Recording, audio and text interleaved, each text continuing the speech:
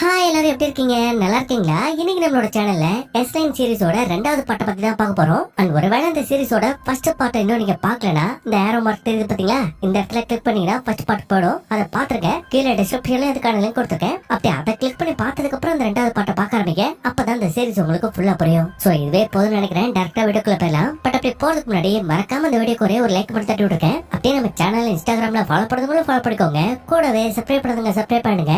மறக்காம பக்கத்துல கூட இந்த பெல் ஐகானை கிளிக் பண்ணிக்கோங்க. வாங்க வீடியோக்குள்ள போலாம்.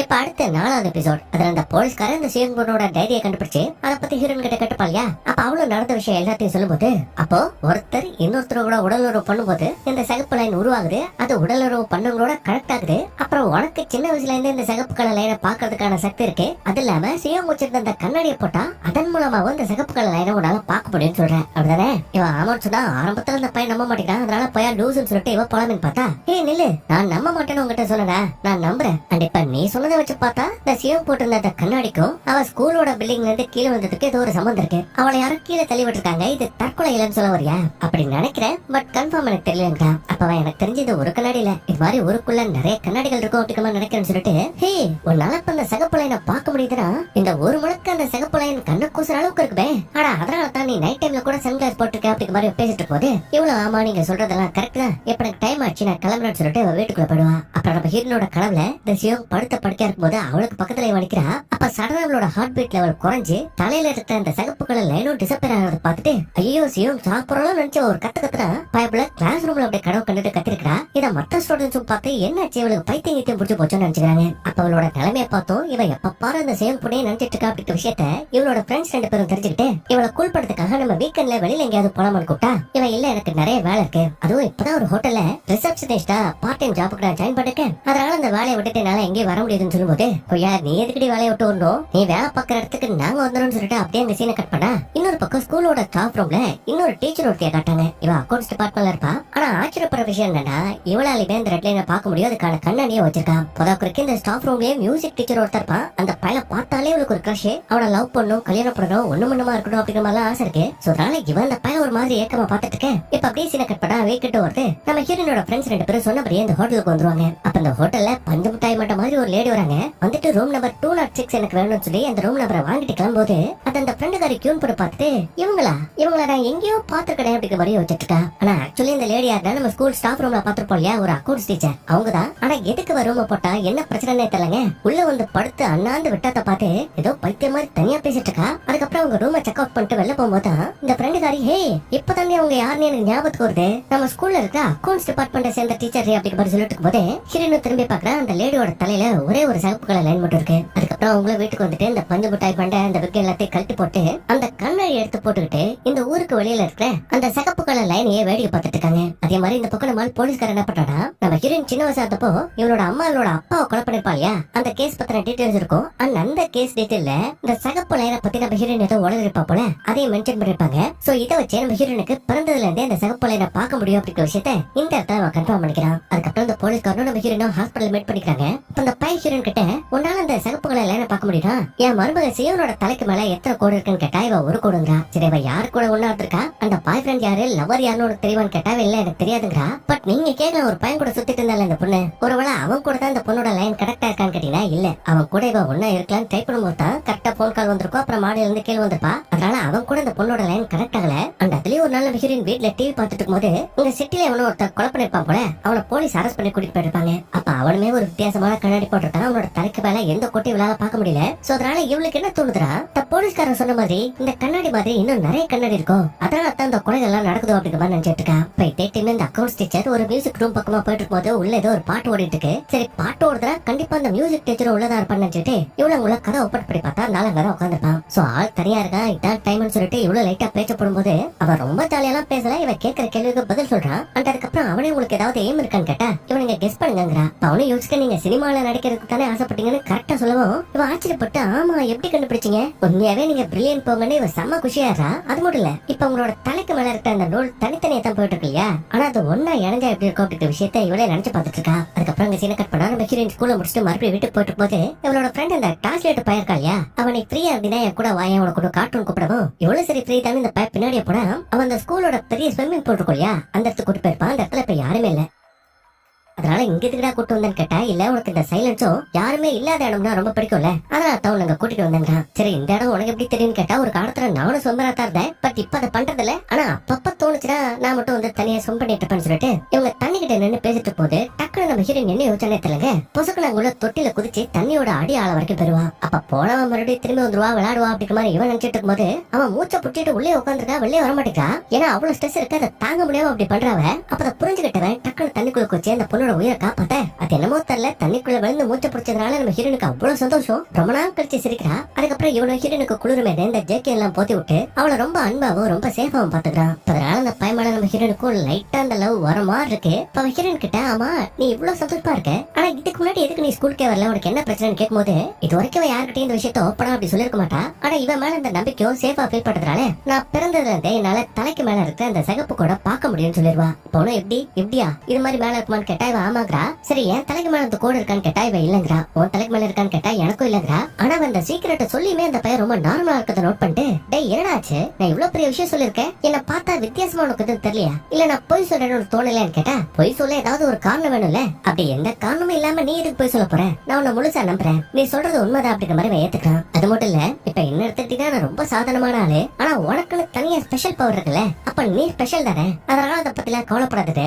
இந்த விஷயத்த ரொம்ப மெத்தடா ஹேண்டில் பண்ணவும் ஹீரோயின் இப்ப வீட்டுக்கு வந்ததுக்கு அப்புறமா கூட அவன் போத்தி விட்ட அந்த ஜெர்க்கனைய பாத்துட்டு இருப்பான். அது மட்டும் இல்ல, தலைக்கு மேல அந்த சகப்பு லைன் வர மாதிரி தெரியுது. அதுக்கப்புறம் அதுக்குள்ளே இல்ல அதெல்லாம் வேண்டாம்னு சொல்லவும் அந்த லைன் மறைஞ்சு போயிடுது. அதாவது நினைச்சு பாத்துட்டு இருக்கிறான் அப்படி. அதுக்கப்புறம் அடுத்த நாள் காலையில நம்ம ஹீரோயின் வேலை பாக்குற அதே ஹோட்டலுக்கு எப்பவும் போல இந்த அக்கௌண்ட்ஸ் டீச்சர் ரூம் எடுக்கிறதுக்காக வராங்க. அண்ட் அப்படி வந்துட்டு அந்த லேடி தனக்கு தானே பைத்திய மாதிரி பேசிட்டு இருக்கோம், அந்த விஷயம் எல்லாத்தையுமே கிளீன் பண்ண வந்த நம்ம ஹீரோயின் கேட்டுட்டு இருக்கா. அதாவது அவங்க என்ன சொல்றாங்கன்னா, இதுக்கு முன்னாடி எனக்கு நிறைய ஆண்களோட பழக்கம் இருக்கு, ஏன் அதுல ஒருத்தன் கூட உடல் அளவுல ஒன்னா கூட இருந்திருக்கேன், அதனால தான் உங்களுக்கு இந்த லைன் எடுத்துக்க போறேன். ஆனா என்னைக்கு நான் உன்னை பாத்துறோம், அதாவது அந்த மியூசிக் டீச்சர் அவ என்னைக்கு பார்த்தாலோ அன்னைக்குல இருந்தே இவளோட மனசை பறி கொடுத்துட்டாங்க, அவங்க கூட வாழணும் ஒன்னா இருக்கணும்னு ஆசைப்பட்டாங்க, அதான் இப்ப பைத்திய மாதிரி பேசிட்டு இருப்பா. அந்த ஹீரோயின் கேட்டு இந்த இடத்த விட்டு கிளம்ப இப்ப அங்கதான் அந்த அக்கௌண்ட்ஸ் டீச்சருக்கு ஒரு பயங்கரமான ஷாக்கு. என்னன்னா இவ ரூமுக்கு பக்கத்துல இருக்கிற இன்னொரு ரூம்ல இருந்து ஒரு பொண்ணு பையனும் ஒன்னா இருக்கும் போது எசக் பஸ்கா கத்துற அந்த சத்தம்லாம் கேட்டுட்டு இருக்கு. அதனால எவன்டாதுன்னு இவ்வளவு அங்குள்ள ஒரு சின்ன ஓட்ட வழியா எட்டி பார்த்தா அங்க இந்த மியூசிக் டீச்சரும் இந்த ஸ்கூல்ல வேலை பாக்குற இன்னொரு லேடி ஸ்டாஃபும் ஒன்னா சேர்ந்து அப்படி இப்படி பார்த்துட்டு இருப்பாங்க. பார்த்தவளுக்கு நம்ம ஆசைப்பட்ட மியூசிக் டீச்சர் இன்னொருத்தி கூட சேர்ந்து இப்படி ஒன்னா இருக்கான்னு குதிச்சு போறா. அதே மாதிரி அந்த பேக் கூட இந்த லேடியும், இப்ப எனக்கு டைம் ஆச்சு நான் கிளம்புறோம், நாளைக்கு இதே டைம்ல இதே ரூம்ல மீட் பண்ணலாம்னு சொல்லிட்டு அங்கிட்டு கிளம்புறத இந்த அக்கௌண்ட்ஸ் டீச்சர் நல்லா நோட் பண்ணிக்கிறா. அதுக்கப்புறம் இந்த விக்க எல்லாத்தையும் புடுங்கி போட்டு ஒரிஜினல் கெட்டப்ல கீழே வந்து இது மாதிரி நான் தங்கி இருக்கிற அந்த ரூமை எக்ஸ்டெண்ட் பண்ணும், அதுவும் நாளைக்கு வரைக்கும் இருக்கணும் அப்படிங்கிற மாதிரி கேட்கும். ஹீரோயின் சரி ஓகே எக்ஸ்டெண்ட் பண்றா. ஆனா அதுக்கப்புறம் இவன் என்ன பண்றாடா, இந்த மியூசிக் டீச்சரோட ரூமுக்கு போயிட்டு அவன் குடிக்க வேண்டிய அந்த தண்ணியில மயக்க மரத்தை கலந்துட்டு இந்த ரூமுக்கு போகிற ஸ்கூலோட அந்த ஸ்டாஃப் லேடி இருப்பாங்க இல்லையா, அவங்களோட தலையில ஒரு பெரிய சிலிண்டரை வச்சு அடி அடின்னு அடிச்சு மட்டையாக்கி அவங்கள இந்த மாதிரி தங்க வேண்டிய அந்த ரூம்ல கட்டி போட்டுட்டு அவளோட ட்ரெஸ் அவளோட ஹேர் ஸ்டைல் எல்லாத்தையும் வச்சுக்கிட்டு கூடவே இந்த கண்ணாடியும் போட்டுட்டு அப்படியே இந்த மியூசிக் டீச்சரோட ரூம்குள்ள வரா. வந்தா அவரும் புரியாம, ஹே நீங்க என்ன பண்ற, நாங்க இருக்கன்னு உனக்கு எப்படி தெரியும் கேட்டா, இவ தனியா இத்தனை நாள் இந்த மியூசிக் டீச்சரை நினைச்சு புலம்பிருப்பா இல்லையா, இப்ப அவர்கிட்டே புலம்பிட்டு இருக்கா. இது மாதிரி நான் இதுக்கு முன்னாடி எவ்வளவு பசங்களோட பழகிருக்கேன், ஒருத்தவங்க கூட ஒன்னா இருந்திருக்கேன், ஆனா உங்க கூட ஒன்னா இருக்கணும் உங்க கூட வாழணும் தான் எனக்கு ரொம்ப நாள் ஆசைன்னு சொல்லிட்டு அப்படியே கிட்ட வந்து அந்த பையனுக்கு முத்தம் கொடுத்து ஒன்னா இருக்கலாம்னு பார்த்தா அவன் என்ன பண்றேன் அவளை தட்டி விடுவான். தட்டி விட்டுட்டு எந்திரிச்சு போகும்போதே ஒரு கட்டையை தூக்கி அடிக்கிறா. அப்ப என்னடி அடிக்கலாம் சரின்னு கேட்டா அப்படியே அவனுக்கு தலை சுத்துது, கிறுகிறுன்னு வருது. அதாவது மயக்க மரத்து கலந்து அந்த தண்ணியை குடிச்சதுனால இவனுக்கு கரெக்ட் தட்டுது, கீழே விழுறான். ஆனா அப்படி விழுந்தவனோட தலையில பயங்கரமா அடிபட்டு இப்ப அவனை பெட்ல படுக்க வைக்கும் போது அந்த பெட் முழுக்க ரத்தமா மாறிட்டு இருக்கு. ஆனா அதையெல்லாம் கண்டுக்காத அந்த லேடி, இன்னைக்கு என்ன ஆனாலும் சரிடா, இன்னைக்கு உன் கூட ஃபர்ஸ்ட் நைட் நான் கொண்டாடிய தீர்வானு அவன் செத்துட்டு இருக்கும் போது உடம்புல இருந்து அம்புட்டு ரத்தம் போயிட்டு இருக்கும் போதே அவன் கூட ஒன்னா இருக்கா. இப்ப அவனுக்கு கர்மம் முடிச்சவளை என்ன மாதிரி ஆல்ரெடி நீ அப்படிங்கிற மாதிரி பாத்துட்டு இருக்கான். கடைசியா செத்தே போறான். அவனோட தலைக்கு மேல இருக்க அந்த சகப்பொலையும் மறைச்சு போயிடுது. ஆனா அவன் செத்ததுக்கு அப்புறமா கூட அந்த பொண்ணு ஆரம்பத்துல ஐயோ ஐயோ அப்படிங்கிற மாதிரி பதட்டு அதுக்கப்புறம் செத்துட்டு போறான். நம்ம வேலையை முடிச்சு நம்ம ஃபுல்லா முடிப்போம்னு மறுபடியும் ஒன்னா இருக்கிறா. அப்புறம் தான் செஞ்சது தப்பு, ஒரு உயிரே எடுத்துட்டோம் அப்படிங்கிற மாதிரி ஃபீல் பண்ணிட்டு பாத்திங் டேப்ல உட்காந்துட்டு இருக்கும் போது இவங்க கையிலயும் பேக்லயும் எப்பவுமே ஒரு ஸ்டாப்லர் பென் இருக்கும், அதை அப்படி அடிச்சுட்டே இருந்திருப்பாங்க. சோ அந்த ஸ்டாப்லர் எடுத்து இவங்களோட உடம்புலயே அங்கங்க அடிச்சுக்க, இதனால சதையில பின் இறங்கி ரத்தம் பொல பொல பொலன்னு ஊத்தி அந்த பாத்திங் டேப்லயே உங்களோட உயிர் போயிடுது. அண்ட் இந்த சம்பவம் நடந்ததுக்கு அப்புறம் பார்த்தா நம்ம ஹீரோயின் ரூமை கிளீன் பண்ணலாம்னு சொல்லிட்டு மேல வந்திருப்பா. அப்ப பக்கத்து ரூம்ல இருந்து இரடா சத்தத்தை ஓபன் பண்ணா உள்ள இருந்து அந்த பொண்ணு கட்டி போட்டு அந்த ஸ்டாஃப் லேட் இருப்பாங்க இல்லையா, அவங்க என்னைய காப்பாத்துமான்னு கத்துறாங்க. சரி இவங்க அங்க இருக்காங்கன்னா அந்த ரூமுக்குள்ள என்ன நடந்திருக்குன்னு உள்ள ஓபன் பண்ணி பார்த்தா மியூசிக் டீச்சர் பெட்லயே மண்டே போட்டான், அவனோட சொல்லி முடிச்சு. அதே மாதிரி பாத்திங் டேப்லயே இந்த லேடி இறந்து போயிருப்பாங்க. ஆனா இந்த விஷயத்தை பத்தி உடனே அந்த போலீஸ்காருக்கும் கால் பண்ணி இன்ஃபார்ம் பண்றான். அவனும் வந்து பார்த்துட்டு இந்த பிணை எல்லாத்தையும் டிஸ்போஸ் பண்ணிட்டு ஹீரோயின் கிட்ட இங்க நடந்த அந்த சம்பவத்துக்கும் இந்த கண்ணாடிக்கு ஏதாவது சம்பந்தம் இருக்கா, இந்த செத்து போன அந்த லேடி ஏதோ கண்ணாடி போட்டு நீ பாத்தியா அப்படிங்கிற மாதிரி கேட்டா, ஆமா நான் பார்த்தேன், அதுவும் அவங்க ரூமுக்குள்ள பேசிட்டு இருக்கிறத நான் ஒட்டு கேட்கும் போது அவங்க போட்டிருந்த கண்ணாடி மூலமாவும் இந்த சிவப்பு கலர் லைனை பார்க்க முடியும்னு நினைக்கிறேன். பட் எது எப்படி இருந்தாலும் இந்த கண்ணாடி ஒரு மனுஷனோட உயிரை எடுக்குதே தவிர அவனுக்கு எந்த விதத்திலயும் உதவியா இல்ல.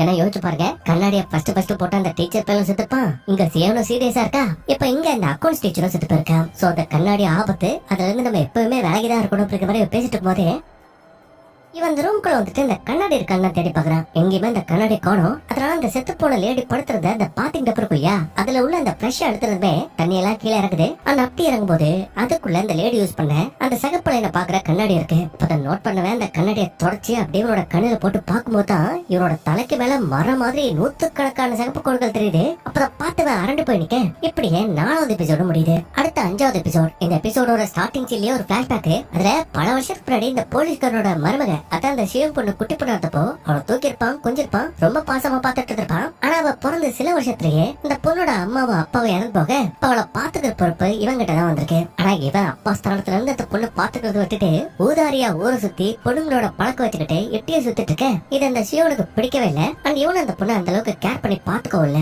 சோ அதெல்லாம் காமிச்சிட்டு அப்படியே பிரசன்ட்க்கு வந்தா அந்த பழகு தான் புதுசா அந்த கண்ணாடி கிடைச்சிருக்கும் இல்லையா, அதனால ஆபீஸ்க்கு வந்துட்டு அவங்களோட இந்த தலைக்கு மேல சகப்பு கலர் லைன் இருக்கிறதெல்லாம் ஆச்சரியமா பாத்துட்டு இருப்பான். அப்ப பக்கத்துல அந்த ஃப்ரெண்டுகார இருக்கா இல்லையா, அவனை கூப்பிட்டு, டேய் உனக்கு உன்னோட மனைவிக்கு கல்யாணம் ஆனதுக்கு முன்னாடி உனக்கு வேற யார் கூடயாவது அப்பா இருந்துச்சா இல்ல கேர்ள் ஃபிரெண்ட் இருந்தாங்களான்னு கேட்டா இவன் ஆமா ஒருத்தி இருந்தா, பட் அவளை பிரேக்கப் பண்ணிட்டு தான் நான் இன்னொரு பொண்ணை கல்யாணம் பண்ணிட்டேன்னு சொல்றான். ஆக்சுவலி ஏதெல்லாம் கேட்கறானா, அவனோட தலைக்கு மேல 2 கோடு இருக்கு. சோ அவன் 2 பொண்ணுங்களோட உடல் அளவுல ஒன்னா இருந்திருக்கா அப்படிங்கிற விஷயத்த கன்ஃபார்ம் பண்றதுக்காக அப்படி கேட்டுக்கான். அப்ப அந்த டைம்ல உங்களோட ஸ்டேஷன்ல கம்ப்ளைண்ட் கொடுக்கறதுக்கு ஜின்னா அப்படிங்கிற ஒரு ஸ்கூல் பொண்ணு வந்திருப்பா. அவளும் நம்ம ஹீரோயின் படிக்கிற ஸ்கூல்ல சேர்ந்தவதான். அப்ப அவளோட தலையிலே ஒரு 4 சகப்பு கோடு இருக்கிறத அந்த போலீஸ்காரன் பார்த்துட்டு, இந்த காலத்துல ஸ்கூல் பொண்ணுங்களை கூட நம்ப முடியலப்பா, ரொம்ப மோசமானவங்களா இருக்காங்க அப்படிங்கிற மாதிரி இவன் சொல்லிட்டு இருக்கான். அதுக்கப்புறம் இந்த சிவம் வாடில இருந்து கீழே விழுறதுக்கு முன்னாடி ஒரு பாய் ஃப்ரெண்ட் கூட சுத்தி இருந்திருப்பான் இல்லையா, இப்ப அந்த பையல மறுபடியும் இந்த போலீஸ்காரன் வலுக்கட்டாயமா ஹாஸ்பிட்டல் கூட்டிட்டு வந்துட்டு இந்த சிவம் பொண்ணுக்கு பக்கத்துல நிப்பாட்டான். ஏன்னா இந்த சிவமோட தலையில இருந்து ஒரு கோடு போகுது இல்லையா, அது இவனோட கனெக்ட் ஆகுதா, இவன் கூட தான் இந்த பொண்ணு ஒன்னா இருந்திருக்கலாம் அப்படிங்கிற விஷயத்தை டெஸ்ட் பண்றான். பட் அந்த பொண்ணோட லைன் இவன் கூட கனெக்ட் ஆகல, இவனுக்கு மட்டும் ஒரு 4க்கு மேல இருக்குது. சோ இதை வச்சு இந்த சிவனுக்கும் இவனுக்கு எந்த சம்பந்தம் இல்ல அப்படிங்கிற விஷயத்தை அவன் புரிஞ்சுக்கிறான். அதே மாதிரி அவன் போறேன்னு சொல்றப்போ நிப்பாட்டி, உனக்கு இந்த சிவம் வேற யார் கூட அது பழகுற விஷயம் தெரியுமா, அவளோட லவ்வர் பத்தி ஏதாவது தெரியுமான்னு கேட்டா, இவத்தெல்லாம் எனக்கு எதுவும் தெரியாது சார், இதுக்கப்புறம் எனக்கு தொந்தரவு பண்ற வேலையை மட்டும் விட்டுருக்கன்னு சொல்லிட்டு இவ அப்படியே கிளம்புறான். அதுக்கப்புறம் வீட்டுல நம்ம ஹீரோனை காமிச்சா நவம்பர் 1 அவளோட பிறந்த நாள் போல. அப்ப அவளோட ஃப்ரெண்டுகார இந்த டியூன் எப்படியோ கண்டுபிடிச்சு, அன்னைக்கு நான் நைட்டு நம்ம டின்னர் பார்ட்டியோட கொண்டாட போறோம், சோ அதுக்கு நீ வந்தே ஆகணும்னு சொன்னா, இவ இல்ல இதுக்கு முன்னாடி நான் கொண்டாடினது இல்ல, வரமாட்டேன்னு அடம்பிடிக்கிறா. பட் நீ வந்தே ஆகணும் ஃப்ரெண்ட்ஸ் அடம்பிடிக்கவும் இவளால மறுப்பு சொல்ல முடியல. இந்த டைம்ல நம்ம இந்த டிரான்ஸ்லேட்டர் பையன் இருக்கா இல்லையா, ஹீரோன் அந்த ஸ்விம்மிங் பூல் கூட கூட்டிட்டு போயிருப்பாரு. இப்ப அந்த பையன் பிரைவேட்டா இது மாதிரி அந்த டின்னர் பார்ட்டி ஸ்டார்ட் ஆகுறதுக்கு முன்னாடியே நம்ம 2 பேரும் தனியா மீட் பண்ணலாமா அப்படிங்கிற மாதிரி கேக்குறான். அப்புறம் பார்த்து இவ சிரிச்சிட்டு போதே ஒரு பிரைவேட் நம்பர்ல இருந்து இவளோட பர்த்டே டேட்டை யாரோ கரெக்டா சொல்றாங்க, வாழ்த்துக்களும் சொல்றாங்க. முக்கியமா அதை சொன்னது யாருன்னா, நீ பாக்குற அந்த உலகத்தை என்னாலையும் பார்க்க முடியும், இந்த ஸ்கூலுக்கு வான் கூட்டிருப்பா இல்லையா, அந்த மர்ம நபர் தான் இந்த மெசேஜ் அமைச்சிருப்பான். ஆனா அது யாரு நம்ம ஹீரோயின் கிளாஸ்ல உட்காந்து யோசிச்சுட்டு போதே கரெக்டா அந்த இடத்துக்கு ஜின்னன்ற அந்த பொண்ணு வரா. அவளும் ஹீரோயினோட கிளாஸ் தான். அண்ட் அவளோட தலைக்கு மேல 4 கோடுகள் இருக்கிறத இவளும் நல்லா நோட் பண்ணிக்கிறா. அதுக்கப்புறம் இந்த சீனை கட் பண்ணா போலீஸ் ஸ்டேஷன்ல நம்ம ஹீரோட ஃப்ரெண்டுக்காரர் இருக்கா இல்லையா, அவ புதுசா ஒரு பொண்ணு அபியூஸ் பண்ண கேஸ் இருக்கு, அந்த கேஸை நீங்க தான் டீல் பண்ணணும்னு சொல்லுவோம். இவனு யாரான்னு போயிட்டு பார்த்தா அது ஆபீஸ்க்கு வெளியில பார்த்தா அந்த சின்ன பொண்ணுதான். அவகிட்ட என்ன பிரச்சனை கேட்டா, இது மாதிரி இந்த பொண்ணு இவளுக்கு தெரிஞ்ச ஒரு பையனோட வீட்டுக்கு போயிருக்கா, எதுக்கு அங்க போனன்னு கேட்டா, நாங்க 2 பேரும் சிங்கர்ஸ், சோ அந்த பாட்டு பாடி பிராக்டிஸ் பண்றதுக்காக தான் அந்த இடத்துக்கு போனோங்கிறா. அண்ட் போயிட்டு நல்லா சரக்கடிச்சு மட்டையானதுக்கு அப்புறம் இவன் மயக்க தெளிச்சு கண்ணு முடிச்சு பார்த்தா இவ கீழே போட்டிருந்த அந்த ட்ரெஸ் களைஞ்சிருக்கு, ரத்தமா வருதுருக்கு. சோ இவளை யாரோ கெடுத்து சீரழிச்சிருக்காங்க. சோ அது சம்பந்தமா கேஸ் கொடுக்கறதுக்காக தான் அவ ஸ்டேஷனுக்கு வந்திருப்பா. இப்ப அவளோட வாதம் எல்லாத்தையும் கேட்டதுக்கு அப்புறம் இவங்களுக்கு ஃபர்ஸ்ட் யார் மேல டவுட் வரும், இவ ஒரு பையனோட வீட்டுக்கு போயிருப்பா இல்லையா, அந்த பையன் மேலதான் டவுட் வருது. அவனை பாக்குறதுக்காக ஸ்கூலுக்கு போறாங்க. அவ ஒரு பெரிய பணக்கார பையன் அப்படியே சொல்லிக்கலாம். அப்ப அவனை ஸ்கூல்ல பாக்க போற அந்த வழியிலேயே கரெக்டா அந்த இடத்துக்கு அந்த ஜூன் டீச்சர் வந்துருவாங்க. அப்ப அந்த ஸ்கூல்ல இருக்க மொத்த பேத்தோட தலையிலுமே அந்த சகப்பு லைன் இருக்கு. ஆனா இவங்க தலையில மட்டும் அந்த லைனை நம்மளால பாக்க முடியல. அப்படின்னா என்ன அர்த்தம்னா, இவங்களுக்கு எந்த ரிலேஷன்ஷிப்பும் இல்ல, எந்த பையன் கூடயும் ஒன்னா இல்ல, கன்னித்தன்மையோட இருக்காங்க. அதனால தான் உங்களோட தலைக்கு மேல அந்த லைனையும் காணும். சோ அதை நோட் பண்ணவன் இந்த டீச்சர் டைப்ப திக்கி திணறி பேசிட்டு இருக்கான். அதாவது உனக்கு இந்த டீச்சர் ரொம்ப பிடிச்சிருக்கு, கிரஷ் வந்துருச்சு, அதனால தான் இப்படி திணறான். அதுக்கப்புறம் உங்கள்ட்ட பேசிட்டு இந்த பணக்கார பையன் இருக்கா இல்லையா, அவங்கிட்ட இந்த கேஸ பத்தி விசாரிக்கிறதுக்கா போனா அவன் செம்ம தனவட்ட உட்காந்துக்கிட்டு, பாருங்க சார், என்னோட அப்பா அம்மா எல்லாருமே வெளிநாட்டுல இருக்காங்க, நாங்க படிக்கணும், முக்கியமா கொரியால ஒரு பெரிய பாடகரா மாறணும் அப்படிங்கிறதுக்காக தான் வந்திருக்கேன். அதுக்காக தான் இந்த பொண்ணு கூட இன்னைக்கு வீட்டுல பிராக்டிஸும் பண்ணிட்டு இருக்கேன். பட் நீங்க சொன்ன மாதிரி இந்த பொண்ணை நான் காயமப்படுத்தல, அவளை கட்டாயப்படுத்தி தப்பா இருக்கலாம்னு சொல்லும்போது இவன் எல்லாம் ஓகே, பட் நீ தப்பு பண்ணாலும் பண்ணனாலும் இந்த கேஸுக்குள்ள நீ வந்துட்ட, நாங்க எப்ப கூப்பிட்டாலும் நீ விசாரணைக்கு வந்துதான் ஆகணும்னு சொல்லிட்டு இவங்க அப்படியே வெளியில வந்தா கரெக்டா அந்த இடத்துல நம்ம ஹீரோயின் இருப்பா. அப்ப பாத்துட்டு அவளை தனியா கூட்டிட்டு போயிட்டு டக்குனு அவளோட கண்ணுல இருக்க அந்த கண்ணாடி தான் பிடிக்கிறா. அவனு என்னாச்சு, எதுக்கு அந்த கண்ணாடி பிடிக்கிறேன்னு கேட்டா, ஏன் உங்களுக்கு தெரியாது இந்த கண்ணாடி போட்டதுனால எத்தனை பேத்தோட உயிர் போயிருக்கு. ஆனா அப்படி தெரிஞ்சு எதுக்காக அந்த கண்ணாடி போட்டிருக்கீங்க, ஒழுங்கா அதை என்கிட்ட திருப்பி கொடுத்துக்கணும்னு சொன்னா இவன் இது எவிடன்ஸ் யார்ட்டையும் கொடுக்க மாட்டேங்கிறான். ஓ எவிடன்ஸ் இருந்தா அதை நீங்க போட்டுக்கலாமா, நீங்க போட்டுருக்கதும் தப்புதான், அதனால ஒழுங்கா அதை திருப்பி கொடுங்கன்னு கேட்டா, இல்ல இதை வச்சுதான் இந்த கேஸை நான் சால்வ் பண்ண போறேன். அந்த கண்ணாடியாலே எனக்கு எதுவும் ஆகாதுன்னு பேசிட்டு போதே கரெக்டா அந்த இடத்துக்கு அந்த ஜூன் டீச்சர் வராங்க. வந்துட்டு என்னமாச்சு இவரு கூட எதுக்குமா சண்டை போடுறேன்னு கேட்டா, அவ எதுவுமே பேசாம டக்குனு கிளம்புறா. அதே மாதிரி இவனும் நீங்க பயப்பட அளவுக்கு ஒண்ணு இல்ல, அவனோட நைபர் தான், தெரிஞ்சு போனதான், சும்மா பேசிட்டு இருந்தோம் அப்படிங்கிற மாதிரி சொல்லிட்டு, எனக்கு உங்களை ரொம்ப பிடிச்சிருக்கு, சோ நம்ம நைட் டின்னர் பார்ட்டிக்கு எங்கேயாவது போலாமா, நான் கால் பண்றேன்னு சொல்லிட்டு இவனும் அந்த இடத்த விட்டு கிளம்பிடுறான். பட் இந்த இடத்துல தான் ஒரு பயங்கரமான ட்விஸ்ட். என்னன்னா நம்ம ஹீரோனுக்கு எப்படி பிறந்ததுல இருந்தே அந்த சிவப்பு கலர் லைனை பாக்குற சக்தி இருக்கோ, அதே மாதிரி நம்ம ஜூன் டீச்சருக்கும் அந்த சிவப்பு கலர் லைனை பாக்குறதுக்கான சக்தி இருக்கு. அண்ட் இப்ப ஹீரோவோட தலைக்கு மேல இருக்க அத்தனை சிகப்பு கோடுகளையும் பார்த்து இவன் வித்தியாசமா சிரிச்சிட்டு இருக்கா. அதுக்கப்புறம் இந்த கேஸ்ல பாதிக்கப்பட்ட அந்த ஜின்னாங்கிற பொண்ணை உட்கார வச்சு, ஏமா உனக்கு கொஞ்சமான அறிவு இருக்கா,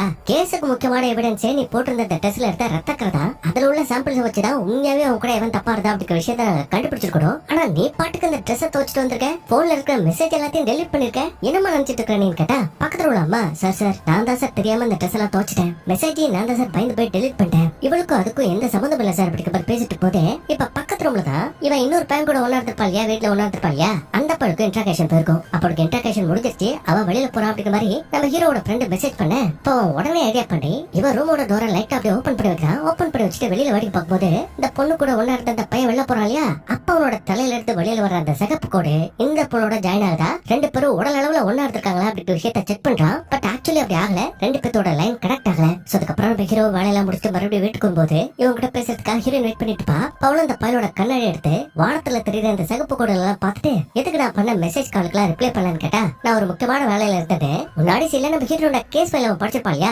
அப்ப அவளோட அம்மாவும் சேர்ந்து இருக்கிற போட்டோ எடுத்திருக்கோம். அந்த போட்டோ எடுத்துட்டு வந்து இப்ப ஹீரோனோட கையில கொடுக்குறான். கொடுத்துட்டு உன் அம்மாவை பத்தி உனக்கு ஏதாவது தெரியுமான்னு கேட்டா, எனக்கு எதுவும் தெரியாது, பட் உயிரோட இல்லன்னு மட்டும் எனக்கு தெரியும், ஏன்னா உயிரோட இருந்திருந்தாங்கன்னா கண்டிப்பா எனக்கு தேடி வந்திருப்பாங்க, ஆனா அப்படி வரலன்னா அவங்க செத்துட்டாங்க தானே அர்த்தம் அப்படிங்கிற மாதிரி பேசிட்டு போது அப்பதான் அந்த பையன் இந்த அபியூசிங் கேஸ் விசாரிச்சிட்டு இருக்கா இல்லையா ஜின்னாங்கிற ஒரு பொண்ணை பத்தி, அந்த பொண்ணை பத்தி சொல்றான். அப்ப அவளு போய் ஹீரோனோட கிளாஸ் தான் இல்லையா, அதனால அவன் நல்லா யோசிச்சு பார்க்கும்போது சம்பவம் நடந்த இந்த ஒரு வாரத்துக்கு முன்னாடி அந்த பொண்ணோட தலையில எந்த லைனும் இல்ல, ஆனா அந்த சம்பவம் நடந்து மறுபடியும் அவ ஸ்கூலுக்கு வரும்போது அவளோட தலையில 4 லைன் பார்த்தேன், ஆனா அது எப்படி வந்துச்சு, என்ன ரீசன் அப்படிங்கறத எனக்கு தெரியலங்கிறா. இதனால ஹீரோக்கு ஒரு ஐடியா வருது. அதனால டைரக்டா இவனோட ஃப்ரெண்டு கிளப்பி அந்த பணக்கார பையன் இருக்கா இல்லையா, அந்த பையனோட வீட்டுக்கு போறாங்க. போனா அவனு என்ன விஷயம் கேட்டா, அவன் வீட்டை செக் பண்றதுக்காக வந்திருக்குன்னு சொல்றாங்க. அப்ப அவனும் உள்ள வந்து பாருங்கன்னு அலோவ் பண்ணுவோம். உள்ள வந்து பார்த்தா வீடு பக்காவா அவ்வளவு கிளீனா இருக்கு. என்ன எப்பவுமே இப்படிதான் கிளீனா இருக்குமான்னு கேட்டா, ஆமாங்க சரி, அன்னைக்கு நீயும் அந்த பொண்ணு சேர்ந்து சரக்கு அடிச்சதா சொன்னீங்கல்ல, அந்த சரக்கு பாட்டில எங்கன்னு கேட்டா, சார் இப்பதானே சார் சொன்னேன், வீடு கிளீனா இருந்தா தான் சார் எனக்கு பிடிக்கும், அதனால அப்ப இந்த திங்ஸ் எல்லாம் குப்பை தொட்டில போட்டேங்கிறான். அதனால எந்த லேடும் கிடைக்கலன்னு சொல்லிட்டு இவங்களும் வெளியில வந்துருவாங்க. அப்ப இந்த பக்கம் ஹீரோனும் இந்த எஸ்லைன் உருவாக்குன கிரியேட்டர் இருக்காங்க இல்லையா, அவங்கள பத்தி ஏதாவது க்ளூ கிடைக்க பாட்டு, முன்னாடி ஒரு ஹோட்டல்ல வேலை பார்த்துப்பா, அந்த ஹோட்டலோட ரூம்ல ஒரு லேடி செத்து போயிருப்பாங்களே, இப்ப அந்த ரூம்குள்ள வந்துட்டு ஏதாவது க்ளூ கிடைக்குமா தேடிட்டு இருக்கும்போது கரெக்டா அந்த இடத்துக்கு இந்த கிளாஸ் பையன் வரான். அப்ப அவங்க கிட்ட, டேய் நாங்க இருக்கேன்னு எப்பறம் அவனுக்கு கரெக்டா தெரியும் கேட்டா, நீங்க போறத பார்த்தேன், அதான் பின்னாடியே ஃபாலோ பண்ணிட்டு வந்தேன், ஏன் ஏதாவது பிரச்சனைன்னு கேட்டுட்டு இருப்பாங்க. அப்ப அவளும் ஒண்ணு இல்லைன்னு சொல்லிட்டு, ஆல்ரெடி இவன் மேல இவளுக்கு ஒரு கிரஷ் இருக்கு இல்லையா, அதை இந்த இடத்துல யூஸ் பண்ணு. டேய் நாளைக்கு உங்ககிட்ட இந்த தலைக்கு மேல இருக்கிற சிகப்பு லைனை பத்தி சொல்லல, ஆமா அந்த லைன் இப்போ தலைக்கு மேல தாண்டா இருக்குதுன்னு போய் சொல்லும்போது அவன் பயத்துல ஓடி வந்து ஹீரோனை கட்டிப்பிடிச்சுப்பான். அவள்தான் இப்ப ரெண்டு பேத்துக்கு இடையில அந்த ரிலேஷன்ஷிப் ஸ்டார்ட் ஆயிடுச்சு. முத்தம் கொடுத்துக்கிறாங்க, அந்த எஸ் லைனும் கனெக்ட் ஆகுது. அப்ப இந்த பக்கம் ஹீரோ அசிஸ்டன்ட் பண்ணல என்ன பண்றாங்கன்னா, இந்த பணக்கார பையன் தங்கி இருக்கிற அபார்ட்மெண்ட்ல இருந்து குப்பைகளை போட்டுப்பாங்க இல்லையா, அந்த குப்பையை நோடுறாங்க. இதுக்குடா அந்த தேவையில்லாத வேலைன்னு கேட்டா ஒரு காரணமா தாண்டா சொல்றேன் தேடுன்னு சொல்லும்போது அப்பதான் ரத்தக்கரையோட ஒரு பெட்ஷீட் ஒண்ணு உங்களுக்கு கிடைக்குது. இது என்ன பெட்ஷீட்டா, அந்த ஜின்னா பொண்ணு போதை தெரிஞ்சு நான் கண் தொடுத்து பார்க்கும்போது என் காலுக்கு மத்தியில ரத்தமா இருந்துச்சு, என்ன யாரோ கற்பழிச்சிருந்தாங்க அப்படிங்கிற மாதிரி சொல்லிருப்பாள்யா. ஆக்சுவலி அவ படுத்திருந்த அந்த பெட்ஷீட் தான் இது. அது ரத்தக்கரையா இருக்குட அவ தெளிவா மாத்தி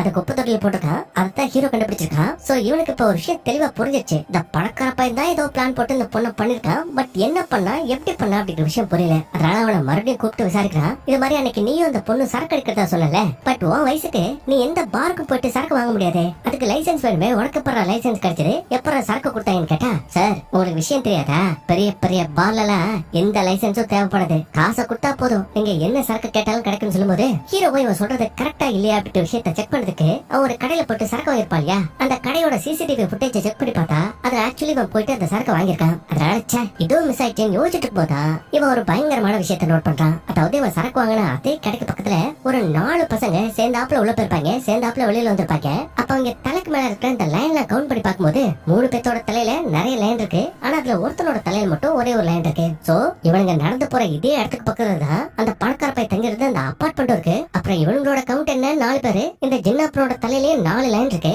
அப்படின்னா இவனுங்க தான் கண்டிப்பா அந்த பொண்ணு சீரழிச்சு பையன் முடிவெடுத்து நம்ம ஹீரோ அந்த பாலியில பிடிக்கிறதுக்காக வந்துட்டு இருப்பான். அதே டைம்ல அடுத்த நாள் காலையில நம்ம ஹீரோனை கிராஸ் பண்ணி தான் அந்த ஜின்னாங்கிற பொண்ணு நடந்து போவா. அப்ப அவரோட தலையில இருக்கிற அந்த 4 லைன் இதே ஸ்கூல்ல படிக்கிற இன்னும் 4 பசங்களோட தலையில போயிட்டு கனெக்ட் ஆகும். அப்ப அதை பார்த்ததுமே இவனுக்கு தான் அந்த பொண்ணு சீரழிச்சிருக்காங்க அப்படிங்கிற விஷயத்த உடனே அவன் ஹீரோக்கு கால் பண்ணி சொல்லாமன்னு பார்த்தா கரெக்டா அதுக்குள்ள இந்த இடத்துக்கு வந்துட்டான்.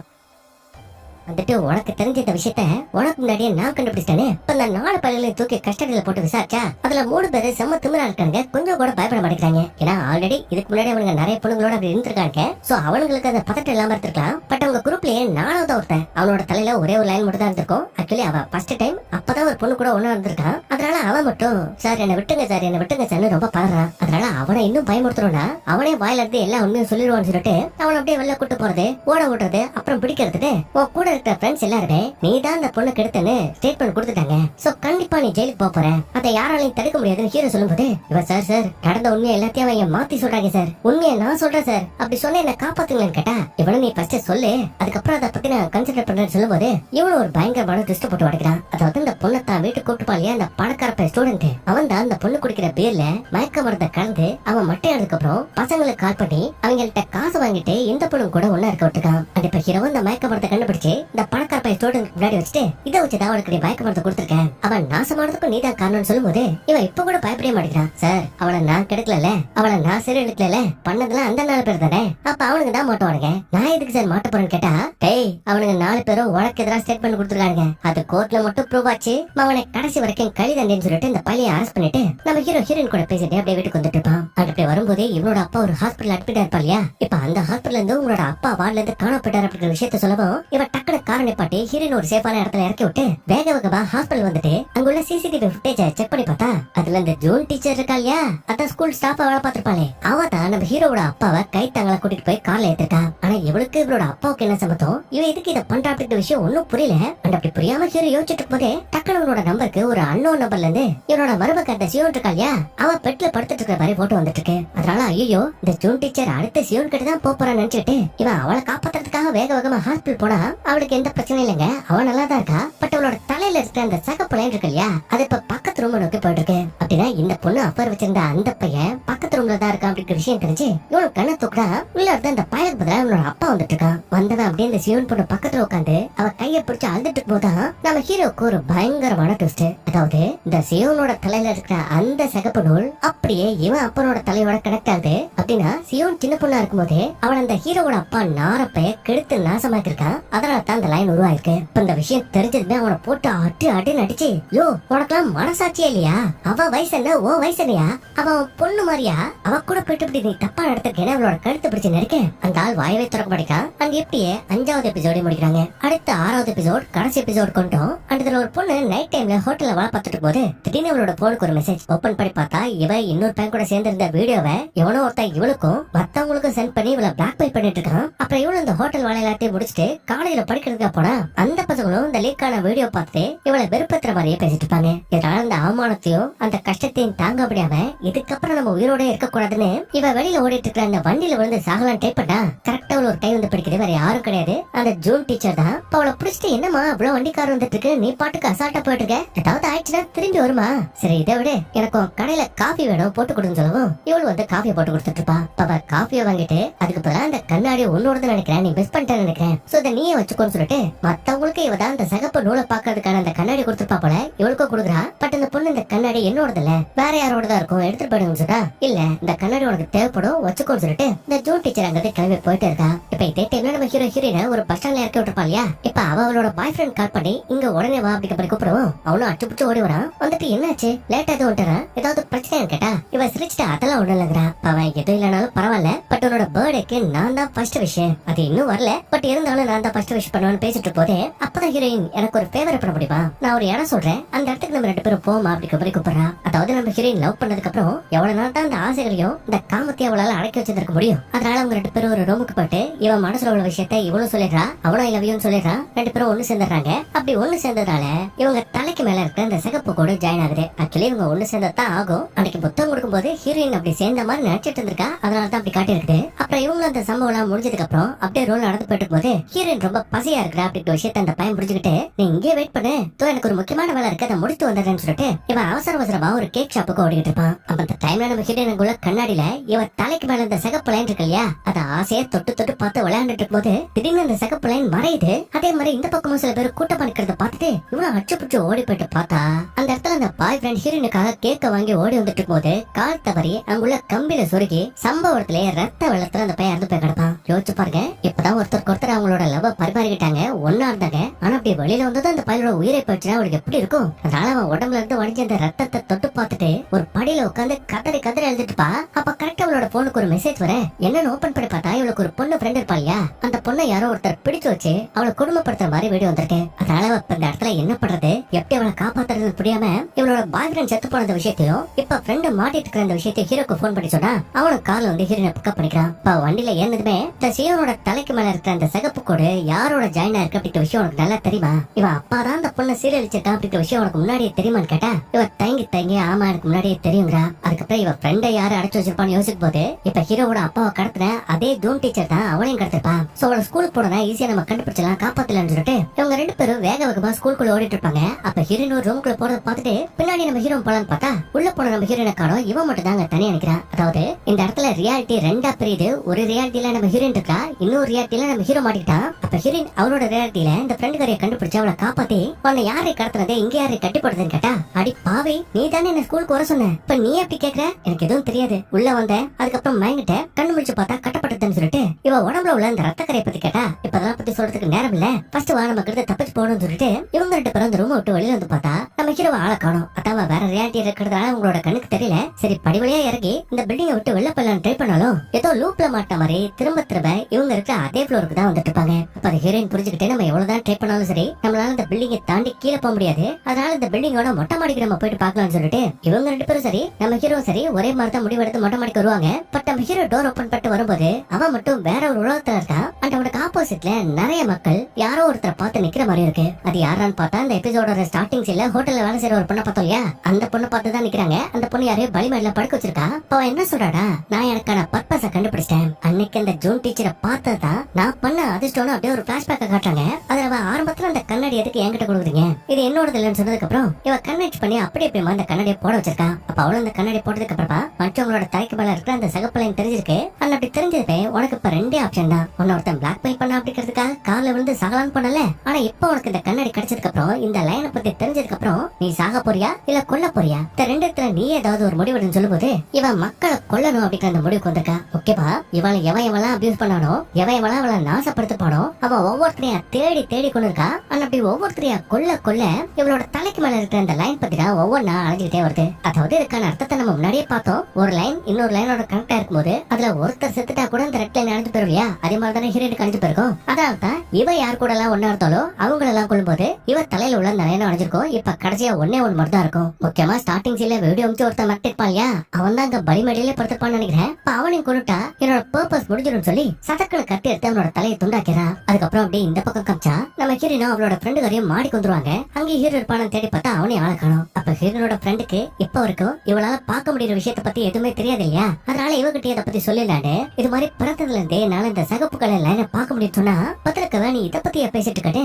அவளுமே அந்த கண்ணாடியை போட்டுட்டு இருக்கா. அதை பார்த்ததுமே ஹீரோயின் என்னடி பண்ற, இந்த கண்ணாடி எப்படி உங்ககிட்ட வந்துச்சு, அது ஒரு சாபம், அது உன்னை பைத்தியமாக்கும், அதனால பிளீஸ் அதை என்கிட்ட கொடுத்துருன்னு கேட்டா இவ இல்ல என்னால முடியாது, இந்த கண்ணாடி மூலமா எனக்கு பர்பஸ் இருக்குன்னு நம்ம இங்கிலீஷ் டீச்சர் ஜூன் இருக்காங்க இல்லையா அவங்க தான் சொன்னாங்கன்னு சொல்லும் போது இப்பதான் தெரியுது ஃப்ரெண்டுகாரிக்கிட்ட அந்த கண்ணாடியை கொடுத்தது அவதான். அதே மாதிரி இந்த மொத்த சீரீஸோட வில்லியம் வந்தாங்க. இப்ப ஹீரோ மாட்டிட்டு இருக்கிற இந்த உலகத்துல அப்படியே செம மாசா அவளோட தலைக்கு மேல லட்சக்கணக்கான கோடிக்கணக்கான இந்த எஸ்லைனோட வந்து முன்னாடி நிப்பா பாருங்க. இந்த சீனை அவ்வளவு மாசா எடுத்துப்பாருங்க. அதுக்கப்புறம் இப்ப அவளுக்கு ஆப்போசிட்ல இருக்கிற அந்த மேல யாரோ படுத்திருக்கிற மாதிரி இருக்கவும் இவளுக்கு இப்ப இந்த ஸ்கிரீனை வளர்க்கிற அடுத்து பலியாக போறது நம்ம ஹீரோவோட அப்பா. அப்ப அவரை பார்த்ததுமே இவனும் பதறி போய் ஓடி வந்து அவரோட கை கட்ட அவுத்து அவர் காப்பாத்தவன் பார்க்கும்போது இந்த வெள்ளி கத்தியை கொடுத்து, ஏடா உன் அப்பா உன்னோட மருமகன் அதான் அந்த சியோனுக்கு என்ன பண்ணாரு அப்படிங்கிற விஷயத்த மறந்துட்டியா, அவளை நாசப்படுத்துறத மறந்துட்டியா, அதனால கத்தி உன் கையில என்ன பண்ணணும்னு உனக்கே தெரியும். சோ யோசிச்சு நல்ல முடிவா எடுறான்னு சொன்னா இவனும் அப்பாவத்தை கத்தி வச்சு கொள்ளலாமா அப்படிங்கிற மாதிரி யோசிச்சுட்டுப்பான். பட் டக்குனு அந்த நினைப்புல இருந்து மாறி அப்படியே இந்த வெளியே குத்திலான்னு பார்த்தா இவன் அசால்ட்டா அந்த பையனோட கையை பிடிச்சு கீழே தள்ளி விட்டுருவா. அது மட்டும் இல்ல சத்தக்குன்னு அந்த அப்பங்கானோட கழுத்துல ஒரு குத்து குத்தி அவனோட சோழியை முடிச்சுட்டு அப்படியே அவன் கிட்ட வந்தா இவன் பதறி போய் கன் எடுத்து பட்டார் பட்டார்னு ஷூட் பண்றான். பட் அவளை அவன் துப்பாக்கியால சுட்டா அவளுக்கு எதுவுமே ஆக மாட்டேங்குது. ஏதோ ஒரு கவசம் அவளை பாதுகாக்குது. அதுக்கப்புறம் அப்படியே கிட்ட வந்து இவ்வளவு ஈஸியா என்ன கொண்டு வர முடியும்னு நினைக்கிறானு அவனோட கழுத்தை பிடிச்சு தூக்குடா. அப்பதான் எனக்கு தெரியும் சியோன மாடியில இருந்து தள்ளி விட்டது நீதானேன்னு கேட்டா இவோ அதை கண்டுபிடிச்சிட்டியா? அது நான் தான், எனக்கு ஒரு வழி தெரியல. அதே மாதிரி நானும் உனக்கு ஒரு சான்ஸ் கொடுத்தேன், அதாவது இந்த கண்ணாடி கொடுத்ததை பத்தி சொல்றா. ஆனா அதை நீதான் ஒழுங்கா பயன்படுத்திக்கலன்னு பேசிட்டு போது இப்ப இன்னொரு பக்கம் ஹீரோனோட ஃப்ரெண்டுக்காரி பைத்தியம் முடிச்ச மாதிரி இவளோட கழுத்தை பிடிச்சி நடிச்சிட்டு இருப்பா. அப்ப அவளோட கண்ணாடியை கீழே பிடிக்க போட்டு அதை உடைச்சு அதை அழிச்சதுக்கு அப்புறம் பார்த்தா அந்த ஃப்ரெண்டுக்காரி நார்மல் ஆகுறா. நமக்கு என்னாச்சு இங்க என்ன பண்ணிட்டு இருக்கோம் அப்படிங்கிற மாதிரி யோசிச்சுட்டு இருப்பா. அப்ப அங்க நடந்த ஸ்ட்ரகிள்ல ஹீரோனோட கண்ணுக்குள்ள லைட்டா கீரல் ஏற்பட்டிருக்கும். அப்ப அதுல இருந்து வந்த ஒரு சொட்டு ரத்தம் அப்படியே வானத்தை நோக்கி பறக்க ஆரம்பிக்குது. இதனால நம்ம ஹீரோ ஒரு உலகத்துல மாட்டிட்டு இருக்கா இல்லையா, அந்த உலகத்துக்குள்ள நம்ம ஹீரோனு வந்துட்டா. அந்த ஹீரோ வெளியே கொல்ல போறா அப்படிங்கிற விஷயம் தெரிஞ்சு நிப்பாட்டு, ஏன் இதெல்லாம் பண்ணிட்டு இருக்கேன், உனக்கு அப்படி எங்கிட்ட இருந்து என்னதான் வேணும்னு கேட்டா பதிலுக்கு வெள்ளி ஏன் இவ்வளவு கோபப்படுற, உனக்கு கிடைச்சிருக்கிற இந்த சிகப்பு கோடுகளை பாக்குற சக்தி சாபம் நினைச்சிட்டு இருக்கியா, அது உனக்கு கிடைச்ச வரம். இது வரமா? அந்த வரத்தாலதான் என்னோட அப்பா செத்தாங்க, என்ன சுத்தி இருக்கிறவங்களும் ஃபேமிலி செத்தவங்களும் செத்துட்டு இருக்காங்க. இது வரமா?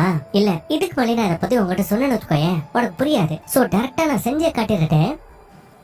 இவளோட அடிமைகள் இருப்பாங்க இல்லையா, ஆக்சுவலி இவ இதுக்கு முன்னாடி யார் யார்ட்டெல்லாம் கண்ணாடி கொடுத்துப்பாளோ அவங்க எல்லாருமே இவளுக்கு அடிமையா இருப்பாங்க. கண்ணாடி போட்டுப்பாங்க. இப்ப அந்த கண்ணாடி கட்டிட்டு அப்படியே நம்ம ஹீரோனை சுத்தி நிக்க இப்ப இந்த வெள்ளி கிட்ட வந்து நம்ம ஹீரோனை கத்தி வச்சு சட்டக்குன்னு குத்துறதுக்கு அவரா. அப்ப அதுக்கு முன்னாடியே இன்னொரு லேடி குறுக்கு வந்து விழுறாங்க. யாரான்னு பார்த்தா அது நம்ம ஹீரோனோட அம்மா.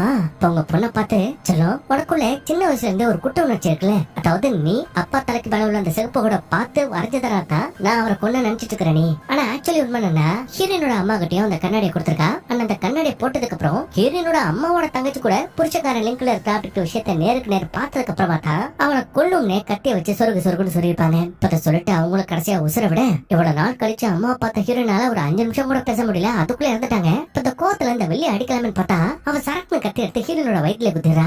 குத்துனதும் உள்ள இருந்து பல பல பல ரத்தம் வரும் இல்லையா, அப்ப அந்த ரத்தத்தோடய அவளை அந்த இடத்துல பறக்க வைக்க அதுக்கப்புறம் என்ன ஆகுதுடா, ஹீரோனோட ஒவ்வொரு துளி ரத்தமும் அந்த எஸ் லைனா உருவெடுக்குது, ஒரு பெரிய உருண்டையா உருவாகுது. அப்ப இந்த வெள்ளி நினைச்ச அளவுக்கு பெருசானதுக்கு அப்புறம் ஹீரோயின் பொத்து கீழே வந்துடுறா. அதுக்கப்புறம் இவரோட சக்தியை பயன்படுத்தி அந்த பெரிய சிகப்பு பந்து, அதாவது அந்த எஸ்லைனால சுத்தப்பட்ட ஒரு பந்து மாதிரி இருக்கு, அந்த பந்தை வெடிக்க வைக்க இந்த பக்கம் கீழே விழுந்த நம்ம ஹீரோயினுக்கு தான் எதுவும் ஆகாது. அவ செத்தாலும் மறுபடியும் பொழைச்சுப்பாளியா. அதனால கத்தி எடுத்து சதக்கு இந்த வெள்ளியோட வயிற்றுல குத்த அவதுக்கு பெருசா ரியாக்ட் பண்ணவே இல்லை. நான் நினைச்சது நடந்துருச்சு. சோ இதுக்கப்புறம் நான் செத்தாலும் அழிஞ்சாலும் அதை பத்தி நான் கவலைப்பட போறதில்லைன்னு சொல்லிட்டு அப்படியே பொத்துட்டு கீழே வந்து உசுர விட்டுருவா. அப்ப அதை பார்த்து அவளோட அடிமைகள் அந்த கண்ணாடி வாங்கினவங்களா இருப்பாங்க இல்லையா, அவங்க பைத்திய மாதிரி ஐயோ அம்மான்னு கத்திக்கிட்டு குறுக்கை நெருக்கமே ஓடுவாங்க. அந்த அதே மாதிரி நம்ம ஹீரோவும் அந்த உலகத்துல இருந்து மறுபடியும் நிஜ உலகத்துக்கு திரும்பி வந்துருவாங்க. அந்த அப்படி வந்ததுக்கு அப்புறமா அந்த இஸ்லைனை பாக்குறதுக்கான அந்த கண்ணாடி இருக்கும் இல்லையா, அந்த கண்ணாடிக்குள்ள கட்டமல இருக்க அந்த ஹீரோ எடுக்கிறதுக்கா போறான். பட் அதுக்குள்ளே ஹீரோ நிப்பாட்டி இல்ல வேண்டாம் அதை தொடாத, அதை தொட்டா பல பேரோட உயிர் போடுன்னு சொல்லிட்டு அப்படியே அவங்க வெளியில வந்து வானத்தை பார்த்தா வானமே செக்க செவன்னு இருக்கு.